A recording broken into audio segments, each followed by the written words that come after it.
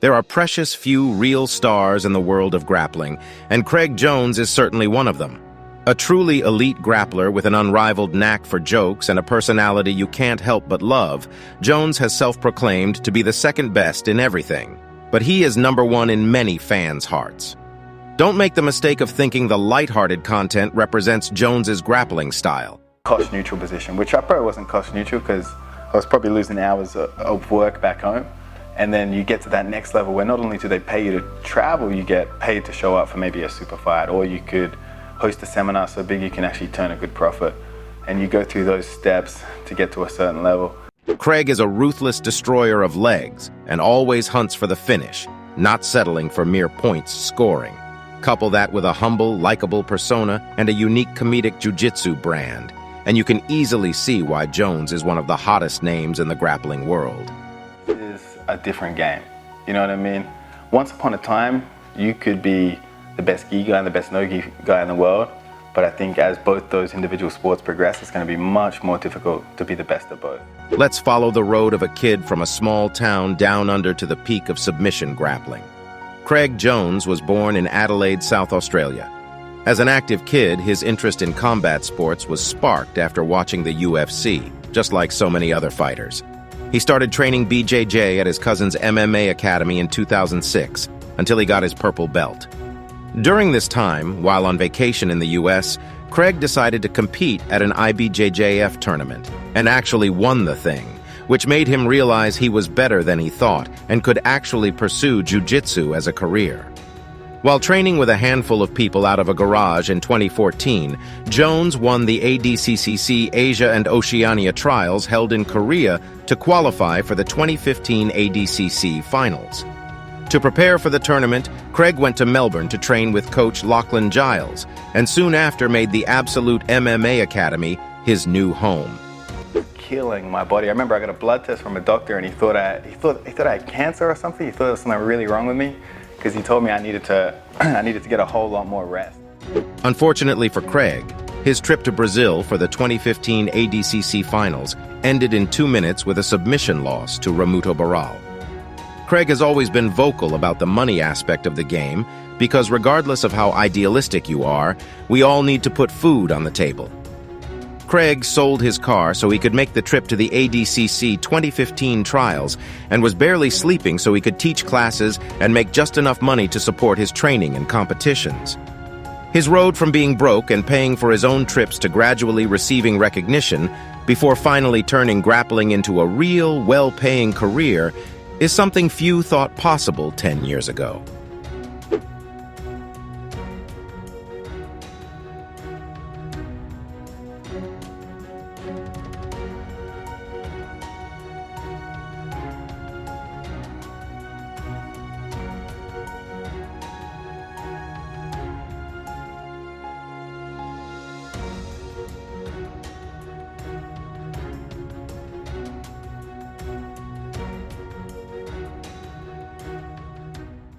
If I win, I just did what everyone expected me to do. If I lose, I feel like I've taken a big hit. So I actually get more nervous for the smaller matches. For the bigger matches, I try to forget really who they are as a person, which is difficult because you spend so much time watching highlight reels on YouTube and you elevate these guys to a certain level. So that's a tricky thing to overcome, but I just really try and relax as much as I can and forget about who they are and what they can do. I used to spend a lot of time, I'd see like the old school, like when I used to do more tournaments and they'd have a bracket and I'd see who my opponent was and I'd start YouTube my opponent and I'd be like, I'd look up and see what they're really good at. That would put me in the wrong frame of mind because I'd be like, oh, maybe this guy's got a really good D'Arce choke. Then that would mess with my head and I'd be thinking about not getting D'Arce chokes.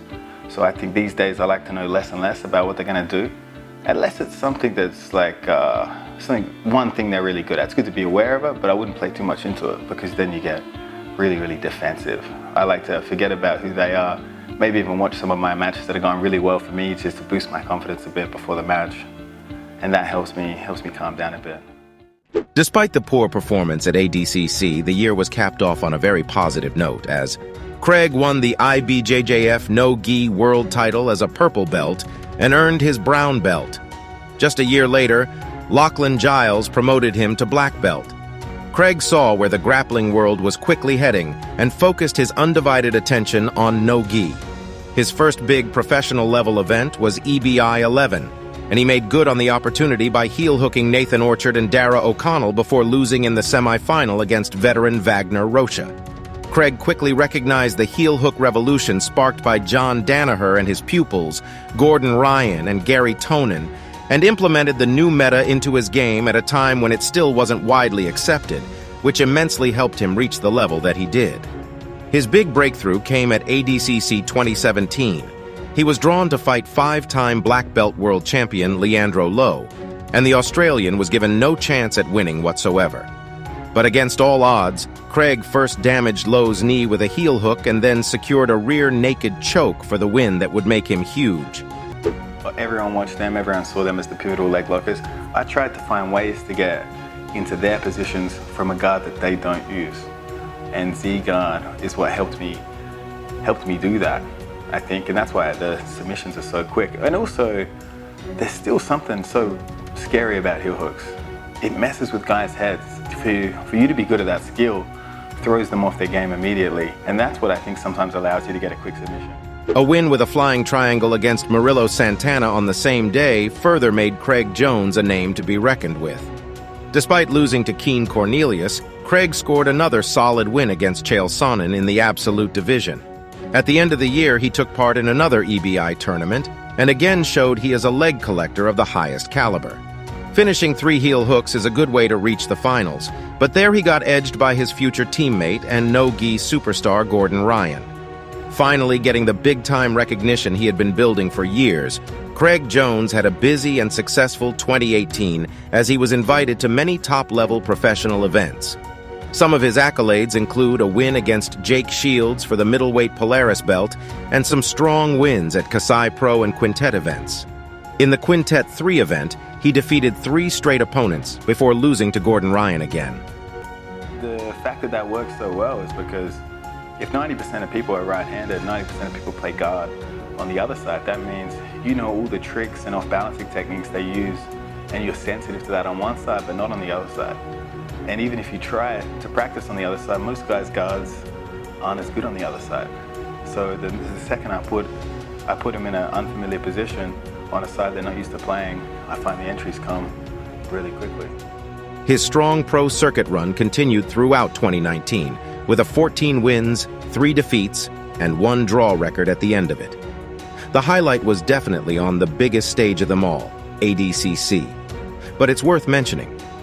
Craig also became the Submission Underground Absolute Champion and defended his Polaris middleweight belt. The Aussie Phenom took part in the 88 kilograms division at the ADCC and started the tournament strong with a heel hook win over Ben Dyson. His second opponent also fell victim to submission, this time a guillotine. In the semi-final, Jones met Mason Fowler and became the first person to reach the final of his division by winning all matches with a submission at the 2019 edition. But he failed to win the gold after losing to Matthias Diniz by the slightest of margins. After spending so much time traveling around the world and grappling against the Danaher Death Squad, Jones finally joined the super team and further reinforced the already unbeatable squad. The process was somewhat gradual, but eventually, Jones became a full member training full-time at the Renzo Gracie Blue Basement after he moved to New York in March 2020. Despite the worldwide restrictions, Jones managed to grapple a decent amount in 2020 under the Submission Underground banner, score some big wins over the likes of Vinny Magalhaes and Wagner Rocha, and polish his game under the expert guidance of John Danaher, whom Craig called the only real coach in jiu-jitsu. There was a void so big in the game that John Danaher and his guys were able to exploit to such a high level. You know what I mean? You think that all the shortcuts and tricks have already been figured out by now, and then someone comes along and changes the game, and you see arguably some of the guys beat guys that are better than them in all other areas. You know what I mean? So I think that's how John Danaher has changed the game. But just like so many other things, the pandemic put a large dent in the BJJ world, specifically the Danaher Death Squad. Due to the draconian restrictions, the team moved to Puerto Rico, but their time there created more problems than it resolved. Getting ultra-competitive top-level athletes to live under the same roof will inevitably lead to clashes of egos, And in July 2021, the Danaher Death Squad officially split, although Jones had nothing to do with the conflicts personally. After the split, Craig Jones, along with Nicky Rodriguez, Nicky Ryan, and Ethan Krellenstein, relocated to Austin, Texas, and created the B Team, an ironic name stemming from the fact they were considered the reserve team during the DDS time. The B Team has quickly become a different brand itself, largely because of the clever jokes thought up by Jones and the more casual and informal atmosphere. The team even created a meme calling the style of their training Mexican ground karate, which not only stuck but also sells rather well. Americans call it American Jiu-Jitsu. Brazilians call it Brazilian Jiu-Jitsu. I don't really feel comfortable calling it either because Brazilians stole it from Japan anyways, so let's just fucking give it to the Mexicans.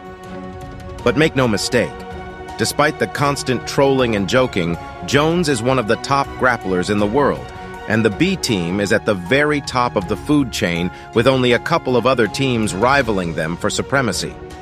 The 2022 ADCC was the one Jones was expected to win, but unfortunately, again, he had to settle for second place.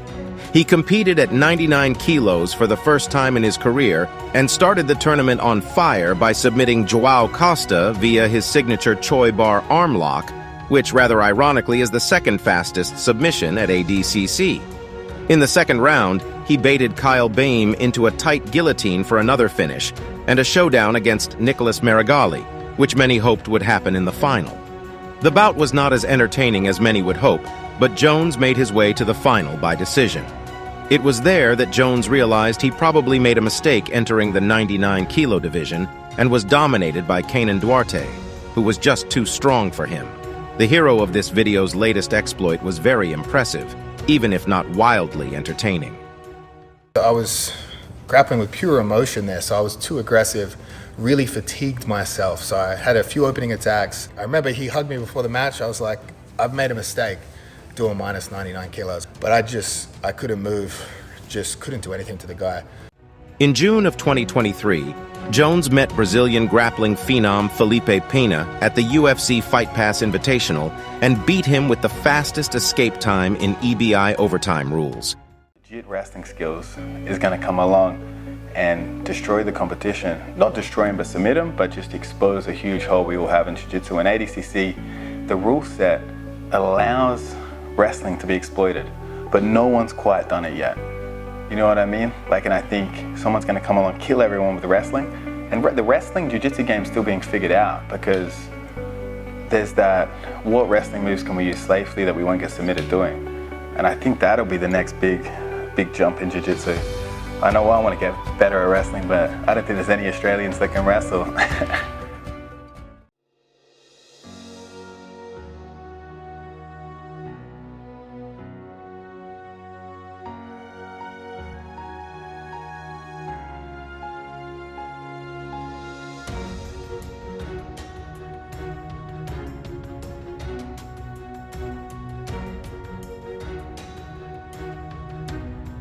More likely than not, Craig Jones is nearing the end of his competitive career, which is a shame for us as fans.